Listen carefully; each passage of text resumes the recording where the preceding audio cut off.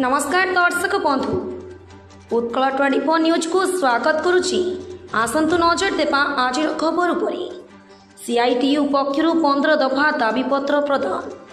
गतकाली CITU जिला committee पक्षरु 15 दफा दाबीपत्र बालेश्वर जिलापालଙ୍କ जरिए मुख्यमंत्री को प्रदान करा जायछि। सीआईटीयू रो साथी माने 10 घटिका समय बालेश्वर रेल स्टेशन पटुआरे बाहरी सहर परिक्रमा करी जिलापालଙ୍କ ऑफिस गेट सम्मुख में पहुंची। मोटर यूनियन साधारण संपादक राजकिशोर लेंका सभापतित्व एक प्रतिवाद सभा अनुष्ठित होता। दर वृद्धि नियंत्रण, बंद होइतिबा समस्त कल कारखाना खोलिबा, शिक्षित बेकारी को नियुक्ति, नूतन श्रम कार्ड प्रत्याहार, श्रमिक मानकु सर्वनिम्न मजूरी मासिक 26,000 टंका, दैनिक 8 घंटा कार्यर ग्यारंटी, पूर्व सरकार द्वारा प्रचलित समस्त जनकल्याणकारी योजना कार्यकारी करिबा, सरकार विभिन्न विभाग खाली पड़िथिबा पदवी गुड़िक पूरण करिबा इत्यादि 15 दफा दाबीपत्र बालेश्वर जिलापाल प्रदान करा जायतिला। उक्त समावेश में पूर्णिमा बेहेरा, मृत्युंजय राउत, ममता बेहेरा, मनमंथ बेहेरा, उमाकांत राउत, रमानाथ रणा, सुशांत जेना, बसंत माझी, अमरेन्द्र नायकों समेत बहु साथी माने जोग देथिले। सारा ओडिशा भारत वर्ष तमाम आज ऑल इंडिया डाकरा दिया जाइछि जे 11 तारीख रे सीआईडी नेतृत्व रे जतिकी वर्कर माने थिबे एकाठी होई मुख्यमंत्री को प्रत्येक जिला राज्यर मुख्यमंत्री को जिलापाल जरिया रे दाबी पत्र दिया जिवो। मोर कहबार कथा ड्रेस कोड खंडे मात्र केते दिन सुनार बाबलिया आमे ताको साइते रखिछो। पुराना सरकार गले, नुआ सरकार आसिले, एप्रिल मास गला, मे गला, जून गला, जुलाई गला, ड्रेस कोड पाई पैसा नहीं। आमे कौन पिंधिकी आसीबो? स्कूल को यूनिफॉर्म कौन पिंधिकी आमे जीवो? आमर खाद्य नहीं, शिक्षक मनकर खाद्य अछि। आमे खाली काम करिबो, सफाई आरंभ करी पाइखाना सफाठू आरंभ करी केते कौन कथा। 28 मासर वाक्य भत्ता हाईकोर्ट करिके आनिलो, ए पर्यंत अधिकार होनी पाई नांती। काहे पाई नांती? से टंका कुआडे गला?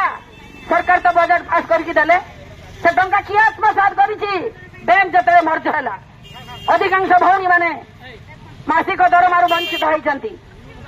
ब्लॉक रु कहिने कहिबा आमे जिला को पठाइछु, जिला रु कहिने राज्य को पठाइछु, राज्य वाला कहला प्रोसेसिंग चलछि। के दिन क्या प्रोसेसिंग चलछि आमे कहिलु? त नुआ सरकार आछंती, खुलम खोला गरीब लोक मानकर आवेदन सुनुछंती।